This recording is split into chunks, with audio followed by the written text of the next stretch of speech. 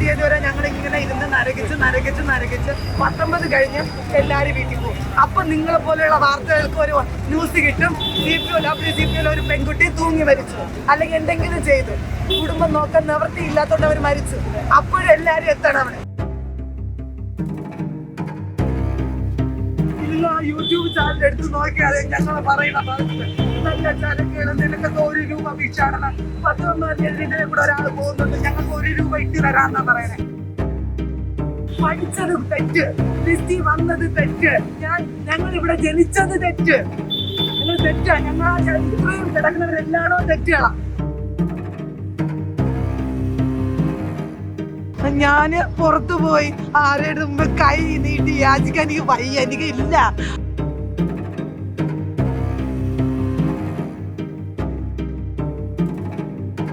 ആദ്യ ദിവസം വരാൻ എനിക്കില്ലാത്തതുകൊണ്ട് ഞാൻ പഠിപ്പിച്ച ട്യൂഷൻ മക്കളെ കയ്യിൽ നിന്ന് ഞാൻ പൈസ മേടിച്ച് വന്ന് ചിന്തിച്ചു നോക്ക്. അത്രയും ദാരിദ്ര്യത്തിലാണ് ഞങ്ങൾ പലരും ദാരിദ്ര്യത്തിലേക്ക് താഴെയാ.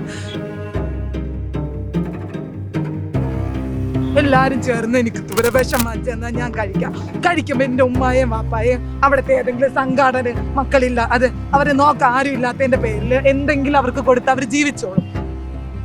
അങ്ങനെ ചെയ്തു തരാൻ പറ്റുമെങ്കിൽ എനിക്ക് അത് ചെയ്ത ഞാൻ നിങ്ങളോട് അപേക്ഷിക്കുക. എനിക്ക് എനിക്ക് വയ്യാത്തോണ്ട. ഞാൻ തെണ്ടയല്ല, ഞാൻ കഷ്ടപ്പെട്ടിരുന്ന് പഠിച്ചു നേടിയ എന്റെ അവകാശമാണ് ഞാൻ ചോദിക്കുന്നത്.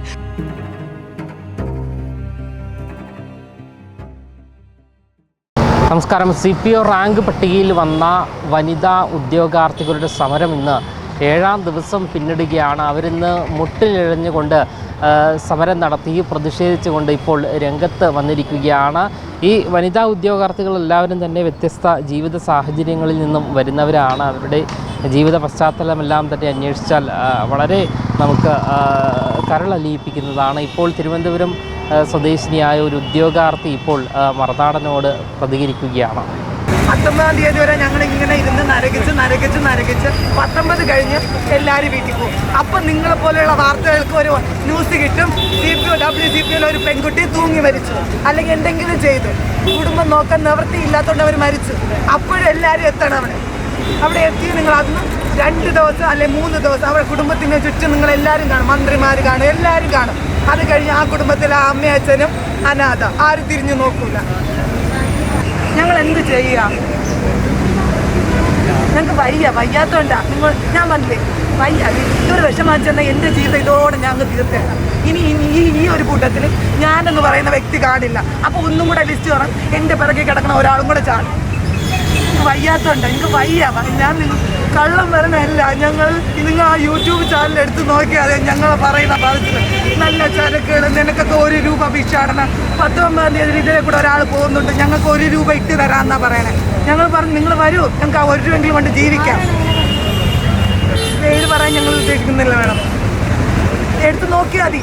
മനുഷ്യന്മാരല്ലേ, ടെക്നോളജി ഉപയോഗിക്കാൻ അറിഞ്ഞുകൂടാത്ത ആളുകളല്ലോ. യൂട്യൂബ് ഇതേപോലുള്ള ഓരോരോ ബുള്ളിങ് കേട്ട് ഞങ്ങൾക്ക് വയ്യ. ഞങ്ങളെ വീട്ടുകാർ ഇത് കാണുമ്പോൾ അവരെന്താ വിചാരിക്കുക?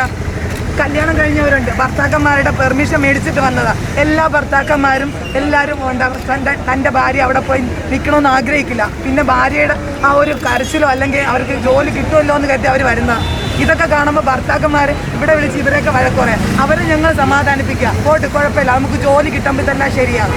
ഞങ്ങൾ എന്താ തെറ്റ് ചെയ്തേ? ഞാൻ വീണ്ടും എനിക്കിതേ അറിയാം. ഞങ്ങൾക്ക് അറിഞ്ഞുകൂടാ.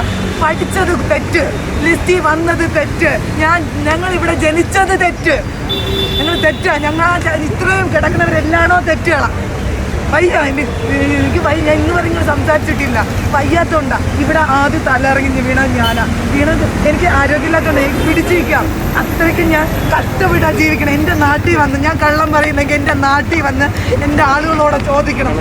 ഞാൻ പുറത്തു പോയി ആരുടെ മുമ്പ് കൈ നീട്ടി യാചിക്കാൻ എനിക്ക് വയ്യ, എനിക്ക് ഇല്ല, തരാനില്ല, എനിക്ക് ആരും ഇല്ല. എനിക്ക് എൻ്റെ ഉമ്മായേ എൻ്റെ ഒരു വാപ്പായേ ഉള്ളൂ. അവരെ കൊണ്ട് എനിക്ക് ജീവിക്കണം.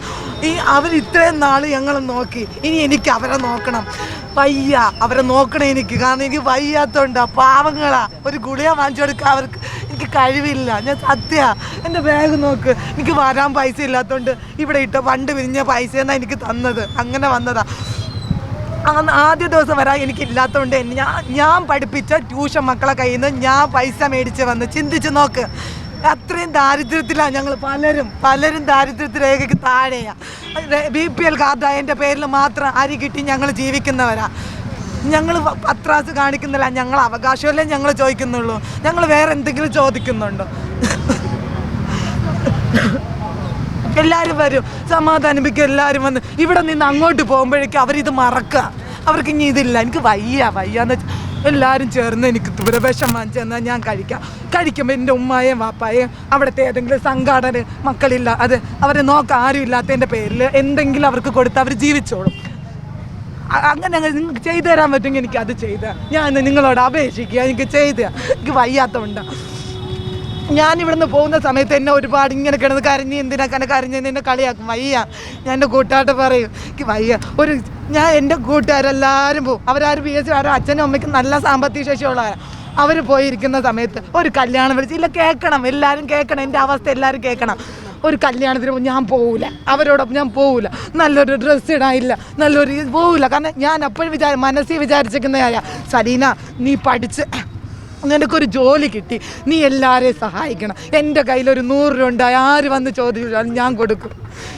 പക്ഷേ എനിക്ക് മാത്രം തരാൻ ആളില്ല. ഞാൻ തെണ്ടയല്ല, ഞാൻ കഷ്ടപ്പെട്ടിരുന്ന് പഠിച്ച് നേടിയ എൻ്റെ അവകാശമാണ് ഞാൻ ചോദിക്കുന്നത്. ഞാൻ മാത്രമല്ല, ഇവിടെ ഇരിക്കുന്ന എല്ലാവരും അതാ ചോദിക്കുന്നത്. വയ്യ. ഇനി ഇതെല്ലാം കണ്ട് എൻ്റെ ഉമ്മ വിളിക്കും, മക്കളെ നീ നമുക്ക് വേണ്ട, മക്കളെ വേണ്ട, പാന്ന് വിളിക്കും.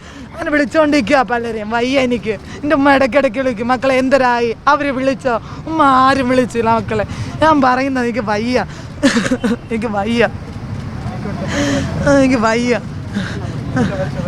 വേണ്ട ചാവട്ടടാ, കിടന്ന് ചാവട്ടില്ല, ചാവണം. ഇല്ല വേണ്ട, ഞാൻ ചാവട്ടെ. വയ്യ. രാത്രി ഇന്നില്ല, പകലെന്നില്ല. ഞാൻ വീട്ടിലൊക്കെ ഞങ്ങൾ ഉറങ്ങുന്നത് 3 മണിക്കാണ്. 3 മണിക്ക് ഉറങ്ങി 5 മണിക്ക് എണീച്ച് റെഡിയായി അടുത്ത് ഫിസിക്കലിനുള്ള ഞങ്ങൾ പോവുക. അവിടെ പോയിട്ട് ഞാൻ സാറിനോട് പറയും, സാറേ എനിക്ക് ഓടാൻ വയ്യ, ഞാൻ വീക്കാണ്, അപ്പോൾ എന്നെ കൊണ്ട് പറ്റുക. പക്ഷേ സാർ നീ നിനക്ക് ഉറക്കമില്ലാത്തതിൻ്റെ പേരില്ല, നീ അവിടുത്തെ എൻ്റെ കൂട്ടുകാർ എല്ലാവരും എന്നെ സപ്പോർട്ട് ചെയ്താൽ ഇവിടം വരെ എത്തിയ.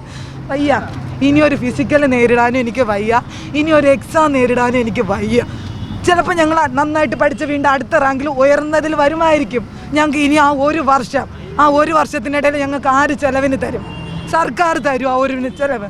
എൻ്റെ പഠനം അവർ ഏറ്റെടുക്കുമോ? ഞങ്ങളുടെ പഠനം ഏറ്റെടുക്കുമോ? എങ്കിൽ ഞങ്ങൾ അടുത്ത ലിസ്റ്റിൽ ഞങ്ങൾ നല്ല റാങ്കിൽ വരാം. പക്ഷേ ഇവിടെ ഇരിക്കുന്ന എല്ലാവരുടെയും പഠന ചിലവ് സർക്കാർ, കുടുംബത്തിൻ്റെ ചിലവ് ഏറ്റെടുക്കണം. ഞങ്ങളുടെ കേസിന് മാത്രം സാമ്പത്തിക മാന്ദ്യം, ബാക്കി ആർക്കും എല്ലാ കാര്യങ്ങളും കൃത്യമായിട്ട് നടക്കുന്നുണ്ട്. വയ്യ. എനിക്കിനി സംസാരിക്കാനും വയ്യാത്തോണ്ടാ. വേണ്ടടാ,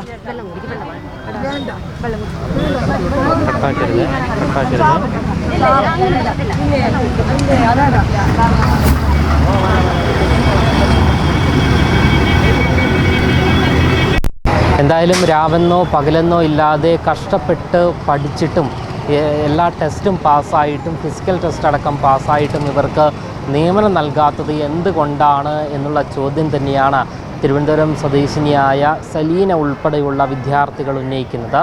ക്യാമറമാൻ അഖിൽ അശോകിനൊപ്പം അമൽ രുദ്ര, മറുനാടൻ മലയാളി, തിരുവനന്തപുരം.